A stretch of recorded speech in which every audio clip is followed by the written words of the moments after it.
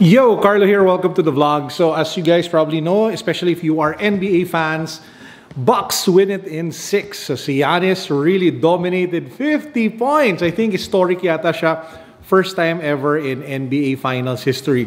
Now, to be honest, I was rooting for Phoenix kasi I really wanted Chris Paul to win his first championship. And you could see how Devin Booker was really putting in so much effort. But wala, destiny has chosen otherwise. And to celebrate the win of the Bucks, I bought myself a pair of the new Zoom Freak 3s over here from Titan. So in today's vlog, unbox natin siya. Let's check it out. Boom!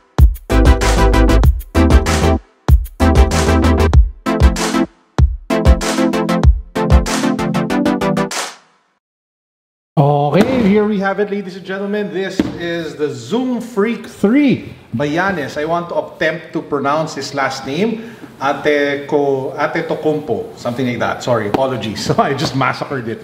So size 13 over here. There were two colors. Yung isa was black, safer color. This one is the louder Crimson Bliss Thunder Blue color. So buksan natin siya. Boom! Shoutout nga pala to Titan over at Shangri-La. So doon ko nakuha tong shoe na to. Woo! Tingnan nyo naman yan. Grabe! That is one insane looking shoe. Now, normally I stay away from basketball shoes because they're not really the most comfortable sneaker, especially if you get the ones that are super tight. But this one caught my attention because if you take a look at the bottom, ang lapad ng base. This one apparently uses two Zoom AirPods over here to provide the support and flexibility that Giannis uses when he plays. Based on the description, they said that Giannis uses his legs, some sort of feet, some sort of like gas and brake kasi sobrang weird ng mga angles when he goes downhill. So yun, apparently, yun. So hindi ko pa natatry, but we'll put it on feet in a bit. But yeah, you have that orange color, some sort of like teal for the swoosh. This strap over here is to provide lockdown, so foot containment pag nagba-basketball ka.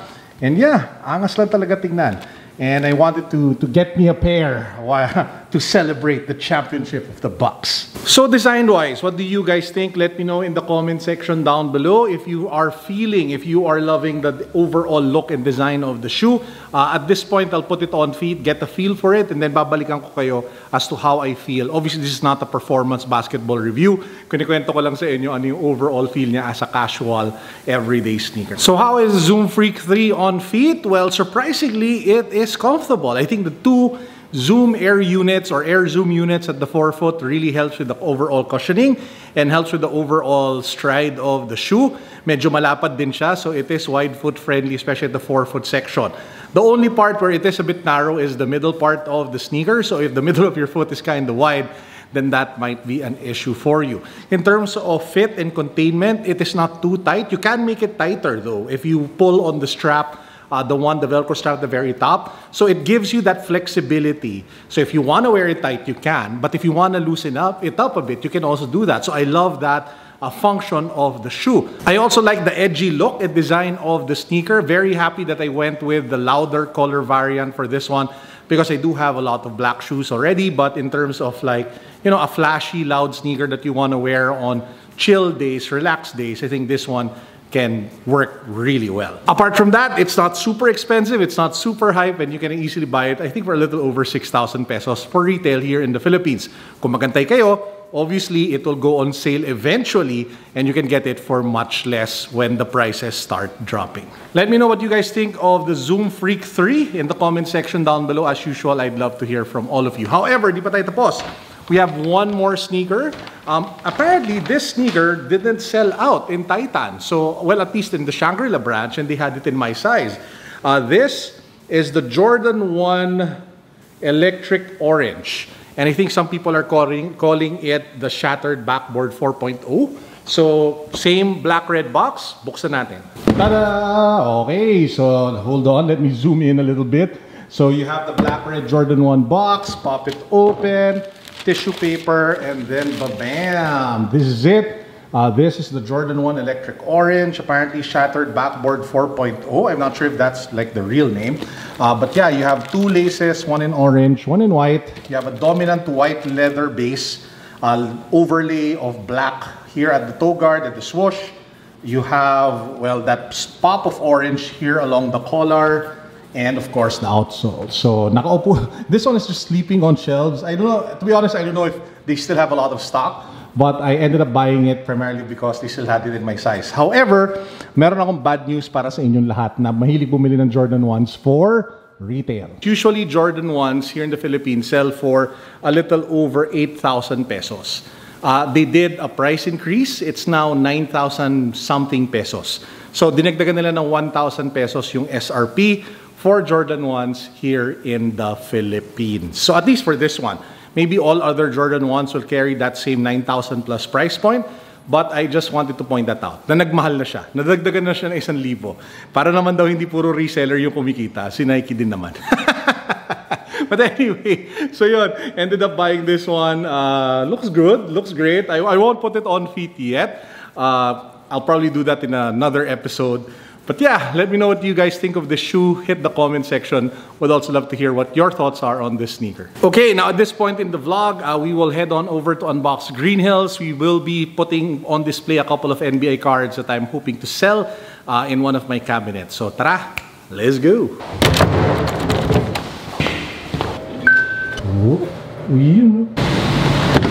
So bago tayo pumasok sa shop, nandito tayo sa, paano ba pronounce? BLK? Yes sir, BLK 513. BLK 513 for my favorite yogurt, and pati si Mrs. meron din. Ano yung sabi? Yogurt. Yogurt lang. Sugar. Na may sugar-free chuchu. Yung sa akin, yogurt daw na healthy pero madami siyang laman na hindi healthy. So, so pakita ko sa inyo kung ano itsura. So guys, ito na ang aming not so healthy snack. Well, yung sa akin lang naman. Yung kay Mrs. okay pa eh. So this is like yogurt na chocolate with some sort of cereal and mango and cream and whatever. Woo! Sobrang panalo to. One of the best things about dito sa shop is pag umuulan, pwede ka tumambay dito sa balcony. It's medyo mas malamig siya. So you can have like a nice cup of coffee and then yun, chill lang. Sobrang okay. Ano? So, pakita ko lang sa inyo yung mga bagong cards. So, this one, we have the RWB LeBron James, selling it for 8.5. This one is 1.8. Meron tayo RWD Seth Curry, 700. Trae Young na Dominance na extra, 200. Jordan Clarkson RWB, 500. Meron tayo dito mga silver, yung kay Sadiq Bey, tsaka kay Isaac Ikoro, tig 1.5 each. We have the RWB Vince Carter, yung silver na Vince Carter, and much more other cards. So yan, tingnan nyo na, meron pa tayo RWB na Kevin Durant. Dito pa nga si Ja Morant na purple characterizer. If you guys are looking for basketball cards, dito yan, makita nyo dito sa cabinet natin sa Unbox Green Hills. Hanapin nyo lang si Marvin the Martian or yung mga Planet Arlia Vegeta na hindi for sale. O nga pala, dito sa Box K, we have the Dusty Limited Edition bundle. So you get the toy, the art sculpture by Jaya, you get the shirt, and then you get the Friends and Family Volve Project 721 Dusty bag. So you get all three for 5,500 pesos. So para siyang bundle. If you just want the toy, it's 4,500. Pero if you want the entire set na ganyan, it's just 5,500. Additional 1,000 plus shirt plus bag. By the way, if ever you find yourself here, daan kayo Box 35. Meron silang mga toys. Tapos meron din silang, ano ba to? Parang ramen. Meron din silang Yakult soda. May ganun pala. 150 pesos. Tapos Taiwanese salted coffee. Tapos naganda ang asterisk po, it's not salty. So yeah, very interesting. Also have like personalized, customized face mask. So Box 35. So tapos na kami sa shop. We'll just head on over to the podium. Doon kami magdi-dinner. O, diba? Tsaka wala. Tingin lang ng relos. Baka may bago. Okay guys, so nandito na tayo sa walang kamatayang atTokyo Podium. O, kaway-kaway naman dyan. O, yun. Wala si Miss Daisy. Anyway, so titignan natin kung ano yung mga latest at pinakabago nila mga watches. Meron sila bagong Captain Willard, meron sila mga parang bagong Ninja, tapos meron din sila mga prospects. So tignan natin lahat yon. Siyempre sila mag-explain, hindi ako. Para pahinga naman ako. Okay, kasama natin si Mr. Darwin. Yes, you know, kilala nyo na yata yan. Lagi nandito. Okay brother, ano ba bago natin? Yes sir. Yun. Hello guys, here Darwin again from atTokyo Podium. At today po meron pa rin tayong ano po, new release po ng Captain Willard sa Prospects line. Dalawa. Po. Ayan, yan po yung mga new release po natin, mga Captain Willard. Ito yun, no? Yes, ayun yung suot kong yun, eh. Oh.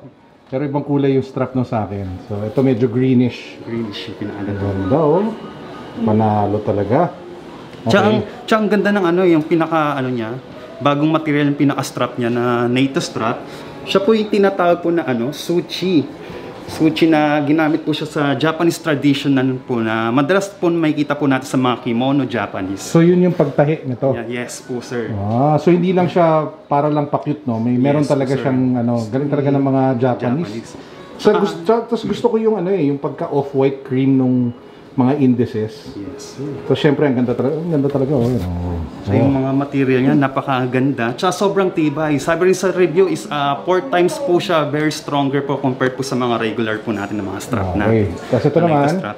Ito naman po yung natin, pinakabagong release na Captain Willard, inspired by or tribute by Naomi Nomura. Siya po ay isang Japanese adventurer na kinumpleto po niya yung nagpunta po niya sa Greenland ng Alaska at kinomplete po niya yung 12,500 kilometers kasama ang kanyang aso. Wow, ang cute naman nun.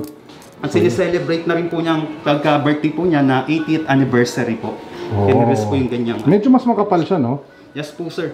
From 42 diameter po, mas pinakalaki rin po siya na 44 diameter. Ito 44. Yes, so mas malaki pala yung diameter nito. Pero in terms of specs, yung movement nito pareho lang? Sa movement naman po, kung ito po is 6R35 na may 70 horsepower serve, ito naman po ginawa na po siyang 8L35. Mas pinaganda yung pinaka-movement po niya. 132,000. Tapos ito naman nasa range naman po siya na 52,000. Ang prospects line, meron naman po tayo pang dress watch. Yun. Ang dami na to Yes, sir. Lahat po bago? Yes, sir. Yan po yung mga bago natin. At ito naman po, dito po tayo mag-start po sa pinaka first crown chronograph from 1964. Yan. Kagandahan sa kanila, sir, from 1964, yun rin po yung pinaka-numbered series ng limited edition po nila. Tapos itong mga to? Ito naman po yung mga regular po natin na 60th na street fashion po.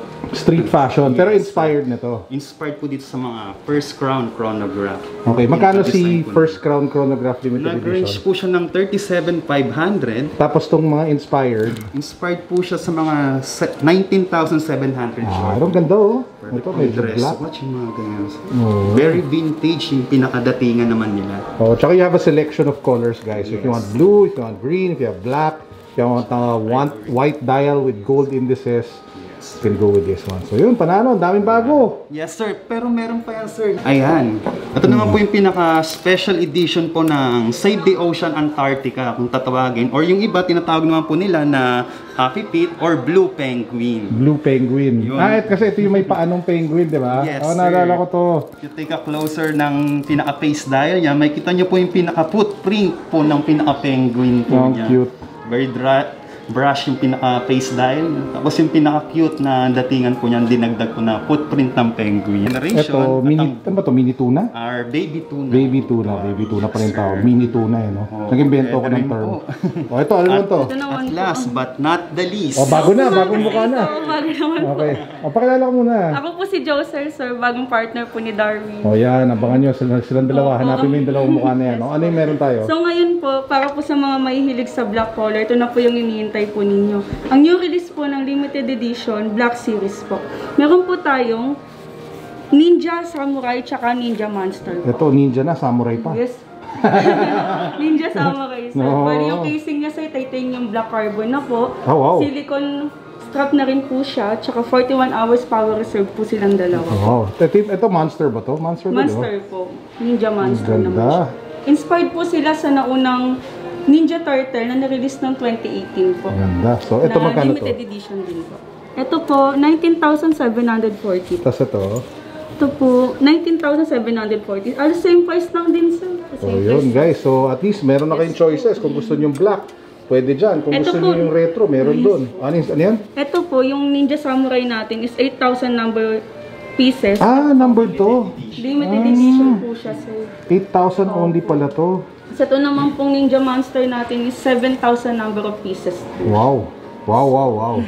So mas ano na siya, mas desirable. Oo, tsaka hindi ganun kamahal. Yes, sir. Sana ganito lahat ng Seiko presyo. Yes, sir. Okay.